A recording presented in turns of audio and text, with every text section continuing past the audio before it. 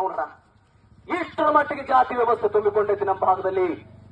ಜಾತಿ ಹೋಗ್ಬೇಕು, ಜಾತಿ ತೊಲಗಬೇಕು. ಆತ ಒಳ್ಳೆಯವನಿದ್ರೆ, ಉತ್ತಮನಾಗಿದ್ರೆ, ಬಡವನಾಗಿದ್ರೆ ಪರವಾಗಿಲ್ಲ, ಆತನಿಗೆ ಓಟನ್ನ ಹಾಕಬೇಕು ಅಂತ ಕೆಲಸ ಮಾಡ್ತಿರುವುದು. ಇವತ್ತು ಬಡವರು, ಮಧ್ಯಮ ವರ್ಗದವರು, ನಮ್ಮಂತವ್ರನ್ನ ನಿಮ್ಮ ನಮ್ಮಂತವ್ರು ಇವತ್ತು MLA ಆಗ್ಬೇಕು, ನಾಡ ಪ್ರೇಮಿಗಳಾಗಬೇಕು ಅನ್ನೋ ವಿಚಾರವನ್ನು ಇಟ್ಟುಕೊಂಡು ರವಿಕಿಶಾರ್ ರೆಡ್ಡಿ ಅವರು ಜೆಆರ್ಎಸ್ ಪಕ್ಷವನ್ನ ಕಟ್ಟಿಕೊಂಡು ಇಡೀ 180 ತಾಲೂಕುಗಳಲ್ಲಿ ಭೇಟಿ ಕೊಟ್ಟು ಎಲ್ಲ ಕಡೆ ಇರ್ತಕ್ಕಂಥ ಎಲ್ಲಾ ತಾಲೂಕಲ್ಲಿ ಇರ್ತಕ್ಕಂಥ ಭ್ರಷ್ಟ ಅಧಿಕಾರಿಗಳನ್ನ ಪ್ರಶ್ನೆ ಮಾಡ್ತಾ, ನೀವೆಲ್ಲ ತಿಳ್ಕೊಂಡಿರ್ಬೋದು, ನಿಮ್ಮ ಊರಿನಲ್ಲಿ ಇವತ್ತು ರೇಷನ್ ಸರಿಯಾಗಿ ಹಂಚಿದ್ದಾರೆ ಅಂದ್ರೆ ಅದಕ್ಕೆ ಕಾರಣ ನಿಮ್ಮ ಊರಿನಲ್ಲಿರುವಂತಹ ಬಿಳಿ ಬಟ್ಟೆಯನ್ನು ಉಟ್ಕೊಂಡು ಓಡಾಡುವಂತಹ ಕಾಂಗ್ರೆಸ್, ಬಿಜೆಪಿ, ಜೆಡಿಎಸ್ ಪಕ್ಷದ ಕಾರ್ಯಕರ್ತರಲ್ಲ. ಅದಕ್ಕೆ ನಡುಕ ಹುಟ್ಟಿಸುವುದು ಕೆಆರ್ಎಸ್ ಪಕ್ಷ. ಕೆಆರ್ಎಸ್ ಪಕ್ಷದ ಸೈನಿಕರು ನಿಮ್ಮ ಊರಿನಲ್ಲಿದ್ರೆ, ಒಬ್ಬ ಕಾರ್ಯಕರ್ತನಿದ್ರೆ ಆ ಊರಿನಲ್ಲಿ ಯಾವ ಪಕ್ಕಗಳನ್ನ ಆಟ ನಡೆಯುವುದಿಲ್ಲ, ಅಲ್ಲಿ ಪ್ರಾಮಾಣಿಕ ಆಟವನ್ನು ಇರ್ತದೆ. ಹಾಗಾಗಿ ತಾವೆಲ್ಲರೂ ಕೆಆರ್ಎಸ್ ಪಕ್ಷಕ್ಕೆ ಬರಬೇಕು ಅಂತ ನಾನು ಕೇಳಿಕೊಟ್ಟಿದ್ದೀನಿ. ಯಾವುದೋ ಕಾಂಗ್ರೆಸ್, ಬಿಜೆಪಿ ಪಕ್ಷಕ್ಕೆ ಹೋಗಿ ನೀವು ಗುಲಾಮರಾಗುವುದಕ್ಕಿಂತಲೂ ಕೆಆರ್ಎಸ್ ಪಕ್ಷಕ್ಕೆ ಬಂದು ನೀವು ನಾಯಕರಾಗಬೇಕು. ಗುಲಾಮಗಿರಿಯನ್ನ ಬಿಟ್ಟು ನೀವು ನಾಯಕರಾಗಬೇಕು. ನಾಯಕತ್ವವನ್ನು ಕೊಡುವ ಕೆಲಸವನ್ನ ಇವತ್ತು ಕೆಆರ್ಎಸ್ ಪಕ್ಷ ಮಾಡ್ತಾ ಇದೆ. ನಿಮಗನಿಸ್ಬೋದು ತಮ್ಗಳ ಏನ್ ತಮ್ಮ ಬಹಳ ದಿನ ಆಯ್ತು ಹಿಂಗ ಬಾಮನ್ ಹೇಳ್ಕೊತ ಬರ್ತಾರ, ನಮಗ ರಂಬಿಸ್ತಾರ, ಫೋಟೋ ಹಾಕೋತಾರ, ಜಾತಿನಾಗ ಹಾಲಿ ಬರಲ್ಲ. ಹುಡುಗ ಹೆಂಗೋ ನಿನಗಂತಾರ. ಹೌದಿಲ್ಲ? ಇದು ನಿಮ್ಮ ತಪ್ಪಲ್ಲ. ಯಾಕಂದ್ರೆ ಕಳೆದ 40-50 ವರ್ಷಗಳಿಂದ ನಮ್ಮ ತೆರೆಯಲ್ಲಿ ತುಂಬಿರುವಂತ ಹುಳವನ್ನ, ಕೆಟ್ಟತನವನ್ನ ನಾನು ಇವತ್ತು ಒಮ್ಮೆ ಏನಪ್ಪಾ ಅಂದ್ರ ಬಂದು ಕೇರಿಸ್ಕೊಟ್ಟಾಗ ನೀವು ಹಾಕ್ತೀರ ಮತ್ತೆ ಹಾಕ್ತೀರ. ನಾ ಎಷ್ಟೇ ಒಳ್ಳೆಯಲ್ಲಿ ಮತ್ತ ನಮ್ಮ ಹೋಟೆಲ್ ನಾವು ಕೈಯಲ್ಲೇ ಬತ್ತೀವಿ. ಕಮಲವಾಗ ಬಿಟ್ರ ಕೈಯವಾಗ ಯಾರ ನಡು ಓಡಾಡ್ತಾವಲ್ಲ ಮಿನಿ ತೆನೆ ಹೊತ್ತ ಮಹಿಳೆ ಬದಲಾಗಲ್ಲ ನಾವು. ಯಾಕಂದ್ರೆ 70 ವರ್ಷ ತಲೆಯಲ್ಲಿ ತುಂಬಿದ್ದು ನಾನು 7 ನಿಮಿಷದಲ್ಲಿ ಬದಲಾಯಿಸ್ತಂದ್ರೆ ನಾನು ಹುಚ್ಚಾಗ್ತೀನಿ. ಅಷ್ಟು ಸುಲಭವಾಗಿ ಬದಲಾಗುವ ಮನಸ್ಸುಗಳೆಲ್ಲ ಬಡವರದು. ಏನು ಯಾಕಂದ್ರೆ ಎಲೆಕ್ಷನ್ ನೋಡ್ರಿ, ಇಲ್ಲೇ ಸಣ್ಣ ವಾರ್ಡ್ ಎಲೆಕ್ಷನ್ ಇರ್ತೈತಿ. ವಾರ್ಡ್ ಎಲೆಕ್ಷನ್ ಇರ್ತೈತಿ. ಗೆದ್ದವ ಸೋತವ ಮುಂಜಾನೆ ಹೆಗಲ ಮೇಲೆ ಕಾಯ್ಕೊಂಡು ದೋಸ್ತ ಆರಾಮಿದೆ ಅಂತಾನ. ಮೊದಲು ನೀವು ಎಲೆಕ್ಷನ್ ಮಾಡಿದವ್ರು ನೀವು ಆರಾಡ್ತೀವಿ ಮಾತಾಡಲ್ಲ, ಒಬ್ರಿಗೊಬ್ರು ನೀವು ಮಾತಾಡಲ್ಲ. ನೋಡ ಗೆದ್ದವ ಸೋತವ ಇರ್ತಾನೆ. ಈ ತರ ಪ್ರಾಮಾಣಿಕ ಮನಸ್ಸುಗಳು ಇರುವುದು ನಿಮ್ಮಲ್ಲಿ. ಹಾಗಾಗಿ ನಾನು ಇವತ್ತು ಹೆಗ್ಗಿಹಳ್ಳಿ ಗ್ರಾಮದ ಎಲ್ಲಾ ತಾಯಂದಿರ ಕೈ ಮುಗಿದು ಕೇಳ್ತೇನೆ, ಚುನಾವಣೆ ಸಂದರ್ಭದಲ್ಲಿ ನಿಮ್ಮ ಮಕ್ಕಳನ್ನ ಮನೆ ಬಿಟ್ಟು ಹೊರಗೆ ಕಳಿಸಬೇಡ್ರಿ. ಯಾಕೆ ಈ ವಿಚಾರವನ್ನ ಹೇಳ್ತಿದ್ದೀನಿ ಅಂದ್ರೆ, 1 ತಿಂಗಳ ಕಾಲ ನಿಮ್ಮ ಮಕ್ಕಳನ್ನ ಕರ್ಕೊಂಡು ಹೋಗಿ ಕುಡಿದು ಕಲಿಸಿ, ಒಂದು ಮನೆಯಾಗ ಒಬ್ಬ ಹುಡುಗ ಕುಡಿದು ಕಲ್ತ್ರ ಮನೆ ಹಾಳ್ಬೇಕು 10 ವರ್ಷ ಆಗಿರ್ತಾವ. ಒಬ್ಬ ಕುಡಿದು ಕಲ್ಸಿದ್ರೆ ಮುಂದ ಕಲಾಸ್ ಮುಗಿಯೋದ್ ಕತಿ. ನಾನಂತೀನಿ ಚುನಾವಣೆ ಮುಗಿದ ಮೇಲೆ 1 ತಿಂಗಳ ನಂತರದಲ್ಲಿ ಬಂದು ಯಾರು ಕುಡಿತಾರಲ್ಲ, ಕುಡಿಸ್ತಾರ ಬಂದನ ಚಿಕನ್ ತಿನ್ನಿಸ್ತಾರೇನ್ರಿ?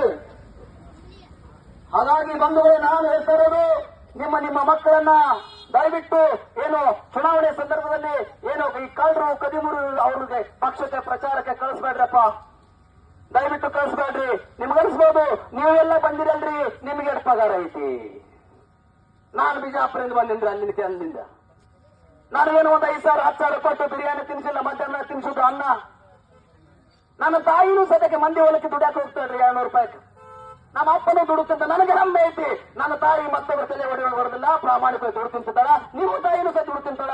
ನಿಮ್ಮ ಮೈಯಲ್ಲಿ ಹರಿದು ಪ್ರಾಮಾಣಿಕತೆ ಇರತಕ್ಕಂತ ರಕ್ತ ಇವತ್ತು ಅದು ಸಾರ್ಥಕ ಆಗ್ಬೇಕಾದ್ರೆ ನೀವು ಪ್ರಾಮಾಣಿಕರಿಗೆ ಓಟ್ ಹಾಕೋರು ಸಾರ್ಥಕ ಆಗ್ತದೆ. ಕಳ್ಳ ಕದಿಮರಿಗೆ ಓಟ್ ಹಾಕಿ ನಿಮ್ಮ ಮತವನ್ನ ಮಾರ್ಕೋಬೇಡ್ರಿ. ದಯವಿಟ್ಟು ತಾಯಂದರಿಗೆ ನಾನು ಕೇಳ್ತಿದ್ದೀನಿ, ಈ ಬಾರಿ ಏನಾದರೂ ಕೆಆರ್ಎಸ್ ಪಕ್ಷ ತಾವು ಮತವನ್ನ ಹಾಕಿದರೆ ಇಡೀ ಸಿಗ್ಗಾವಿಯಲ್ಲಿ ಮದ್ಯ ಮುಕ್ತ ಸಿಗ್ಗಾವಿಯಾಗಿ ಮಾಡ್ತಿದ್ದೀವಿ. ನೀನು ತಾವು ಬಹುತೇಕ ಅನಿಸ್ಬೋದು ಮದ್ಯ ಮುಕ್ತ ಮಾಡ್ತೀವಿ ಅಂದ್ರೆ ಅರ್ಧ ಗಣಮಕ್ಕಳ ಮನಸ್ಸು ಹೊಳತಕ್ಕನೆ ಮುಖ ಹೊಳಸಕತ್ರು. ದಾರು ಬಂದ್ ಮಾಡ್ತೀಯಾ ನಡಿ, ನಾ ಹಾಕದಲ್ಲಿ ನಿನಗೆ ಓಟ್ ಹಾಕ್ತೇವೆ. ನಮಗೆ ನೀವು ಓಟ್ ಹಾಕ್ತಿರೋ ಬಿಡ್ತಿರೋ ಸುಡ್ಗ ನಿಮ್ ಹಣೆ ಬರ. ಆದ್ರೆ ದಾರು ಬಂದ್ ಮಾಡುವಂತ ಕೆಲಸವನ್ನ ಇವತ್ತು ಕೆಆರ್ಎಸ್ ಪಕ್ಷ ಮಾಡ್ತೈತಿ. ಯಾಕಂದ್ರೆ ನಿಮಗ್ ಒಂದು ತಿಂಗಳು ಫುಲ್ಲು ಕುಡಿಸಿ ಮಜಾದಾಗ ಮಸ್ತ್ ಹೊಡ್ ತಗೊಂಡು ಸುಡ್ಗಾರ ಬಾಳೆ ಬರಲ್ಲ ಮುಗಿದೈತಿ. ಅದಕ್ಕೆ ಹೇಳಿಲ್ಲ ನಾನು ಪಕ್ಕ ಉದಾಹರಣೆ ಕೊಟ್ಟು ಹೇಳ್ತೀನಿ. ಹಿಂದೆ ನಿಮ್ಮ ಅಜ್ಜ ನಮ್ಮ ಅಜ್ಜ ಕೈ ಕಟ್ಕೊಂಡು ಇದೇ ಬೊಮ್ಮಾಯಿ ಅವರ ಅಜ್ಜನ ಮುಂದೆ ಅಪ್ಪನ ಮುಂದೆ ನಿಂತಿದ್ರು. ಬೊಮ್ಮಾಯಿ ಅವರ ಅಪ್ಪನ ಮುಂದೆ ನಿಮ್ಮಜ್ಜ ನಮ್ಮಜ್ಜ ಕೈ ಕಟ್ಕೊಂಡು ಗೌಡ್ರೆ ಸೌಕಾರೆ ದನಿ ಅಂದಿದ್ದಕ್ಕೆ ಅವರ ಅಜ್ಜ MLA MP ಆಗಿತ್ತು. ಇವತ್ತ ನಾವು ಕೈ ಕಟ್ಕೊಂಡು ಬೊಮ್ಮಾಯಿ ಅವರ ಮುಂದೆ ಗೌಡ್ರೆ ಸೌಕಾರೆ ಅಂದಿದ್ದಕ್ಕೆ ಬೊಮ್ಮಾಯಿ ಅವರು ಮುಖ್ಯಮಂತ್ರಿ ಆಗಿದ್ರು. ನಾಳೆ ನಿಮ್ಮ ಮಗ ನನ್ನ ಮಗ ಕೈ ಕಟ್ಕೊಂಡು ಅವನ ಮಗನ ಮುಂದೆ ಮತ್ತೆ ಅವನ ಮಗನೇ ಮತ್ತೆ MLA ನೋಡೋಣ, ಅವನ ಮಗನೇ MLA. ಮತ್ತೆ ನಾವು ಬಡವರು ಬರೀ ಕೈ ಕಟ್ಟೋದು ಹೋಗುದಾ? ಅದಕ್ಕೆ ಹೇಳ್ತಾರದು ಕೆಆರ್ಎಸ್ ಪಕ್ಷ ಬನ್ರಿ, ನಾಯಕರಾಗ್ರಿ, ಟಿಪಿ ಜೆಡ್ಪಿಗಳಲ್ಲಿ ನಿಲ್ಬೇಕು ಅನ್ನುವಂತ ವಿಚಾರವನ್ನು ಇಟ್ಟುಕೊಂಡು ನನಗೂ ಅವಕಾಶವನ್ನ ಪಕ್ಷ ಕೊಟ್ಟಿದ್ದು ದೇವರಪುರಿ ಮತಕ್ಷೇತ್ರ ನಾನು ಎಂಎಲ್ಎ ಕಂಟೆಸ್ಟ್ ಮಾಡಿದ್ದ. ಹಾಗಾಗಿ ನಾವು ಇಡೀ 5 ವರ್ಷಗಳ ಕಾಲ ಸತತವಾಗಿ ನಮ್ಮ ಪಕ್ಷದ ಮೇಲೆ ನಮ್ಮ ಪಕ್ಷವನ್ನು ತುಳಿಬೇಕು, ಪ್ರಾಮಾಣಿಕರ ಈ ಸೈನ್ಯವನ್ನು ತುಳಿಬೇಕಂತ ಹೇಳಿ ನಾಡ ದ್ರೋಹಿಗಳಂತ ಏನಪ್ಪಂದ್ರ ನಾ ಏನು ಸರ್ಕಾರಿ ಕೆಲವೊಂದಿಷ್ಟು ಅಧಿಕಾರಿಗಳು, ಬೆರಳಿಗೆ ಅಧಿಕಾರಿಗಳು, ರಾಜಕಾರಣಿಗಳು ನಮ್ಮ ಮೇಲೆ 200ಕ್ಕಿಂತ ಹೆಚ್ಚಿಗೆ ಎಫ್ಐಆರ್ ಕೇಸ್ಗಳನ್ನು ಹಾಕಿದ್ದಾರೆ. 200ಕ್ಕಿಂತ ಹೆಚ್ಚು ಕೇಸುಗಳನ್ನು ಹಾಕಿದ್ರು ಯಾವುದಕ್ಕೂ ಸ್ವಾತ ನಿಂತಿದ್ವಿ. ಬಾರ್ಲ ಮಗನ ನಿಂದರಲ್ಲಿ ನಂದರತ್ತೆ. ಯಾಕಂದ್ರೆ ಒಬ್ಬೊಬ್ಬ ಸೈನಿಕನ ಸದಕ್ಕೆ ಈ ನಾಡಿನ ಮಣ್ಣಿನ ಋಣವನ್ನು ಮುಡಿಸಲಿಕ್ಕೆ ಬಂದಿದ್ದೀವಿ. ಇವೆಲ್ಲ ತಾಯಂದಿರು ಬಂದಿದ್ದು ಬೇರೆ ಬೇರೆ ಜಿಲ್ಲೆಗಳಿಂದ ಬಂದು ಇವತ್ತು ಒಂದು ಒಳ್ಳೆ ಕೆಲಸ ಮಾಡುವಂತ ಬಂದಿದ್ದಾರೆ. ಹಾಗಾಗಿ ಬೆಗ್ಗಿಹಳ್ಳಿ ಗ್ರಾಮದ ಎಲ್ಲ ತಾಯಂದಿರಿಗೆ ಹೇಳ್ತಿದ್ರೆ, ಯಾರೋ ಬರ್ತಾರೆ, ದುಡ್ಡು ಕೊಡ್ತಾರೆ, ಏನೋ ಮಾಡ್ತಾರೆ, ಸುಡುಗಾಡ ಕೇಳ್ತಿದ್ರೆ ನಿಮ್ಮ ಮತವನ್ನ ಮಾರ್ಕೊಳ್ಬೇಡ್ರಿ. ದಯವಿಟ್ಟು ಕೆಆರ್ಎಸ್ ಪಕ್ಷಕ್ಕೆ ಮತವನ್ನ ನೀಡ್ರಿ. ರವಿಕೃಷ್ಣ ರೆಡ್ಡಿ ಅವರು ಇಲ್ಲಿ ಅಭ್ಯರ್ಥಿಯಾಗಿದ್ದಾರೆ. ರವಿಕೃಷ್ಣ ರೆಡ್ಡಿ ಯಾರು ಅನ್ನೋದನ್ನ ನಿಮಗೆ ಒಂದು ನಿಮಿಷದಲ್ಲಿ ಹೇಳಿ ನಾನು ಮುಗಿಸ್ತೇನೆ. ಅಭ್ಯರ್ಥಿ ಯಾರು? ರವಿಕೃಷ್ಣ ರೆಡ್ಡಿ ಅವರು ಅಮೆರಿಕ ದೇಶದಲ್ಲಿ 10-15 ಲಕ್ಷ ತಿಂಗಳಿಗೆ ಸಂಬಳ ಬರ್ತಾ ಇತ್ತು. ಆರಾಮಾಗಿ ಹೆಂಡ್ರು ಮಕ್ಕಳು ಮಾರ್ಚ್ ಜೀವನ ಮಾಡಬೇಕಾಗಿತ್ತು. ಹುಚ್ಚು ಮನುಷ್ಯ ಏನಂದ್ರೆ, ದಾದಾ ನನ್ನ ನಾಡನ್ನ ಉಳಿಸಬೇಕು, ನನ್ನ ನಾಡಿನ ಜನರ ರಕ್ಷಣೆ ಮಾಡಬೇಕಂತಿಕೊಂಡು ಹೇಳಿ ಕಳೆದ 18 ವರ್ಷಗಳಿಂದ ಕರ್ನಾಟಕದಲ್ಲಿ ಯಾವೊಬ್ಬ ರಾಜಕಾರಣಿಯು ಮೂಲೆ ಮೂಲೆಗೆ ತಿರುಗಾಡಿಲ್ಲ. ಅಷ್ಟೊಂದು ತಿರುಗಾಡಿದಂತ ಮನುಷ್ಯ, ಅಷ್ಟೊಂದು ತಿರುಗಾಡಿ ಇಡೀ ಕರ್ನಾಟಕದ ಎಲ್ಲ ಇಲಾಖೆಗಳಿಗೆ ಭೇಟಿ ಕೊಟ್ಟು ಸರ್ಕಾರಿ ಅಧಿಕಾರಿಗಳಿಗೆ 50-60 ಸಾವಿರ ಸಂಬಳ ಇದ್ದರೂ ಸದಕ್ಕೆ ನಿಮ್ಮ ಕಡೆಯಿಂದ ಅವರಿಗೆ ಹೆಂಡಿ ತಿನ್ನೋದು ಕೊಡುದಿಲ್ಲ. ಹಣ 100 ರೂಪಾಯಿ ತಾತ್ಕೈ ಹೊಡ್ಬಂದು 100 ರೂಪಾಯಿ. ಹಾಗಾಗಿ ಸರ್ಕಾರಿ ಅಧಿಕಾರಿಗಳ ಘನತೆ ಗೌರವವನ್ನು ತಿಳಿಸಿಕೊಟ್ಟಿದ್ದು ರವಿಕೃಷ್ಣ ರೆಡ್ಡಿ ಅವರು.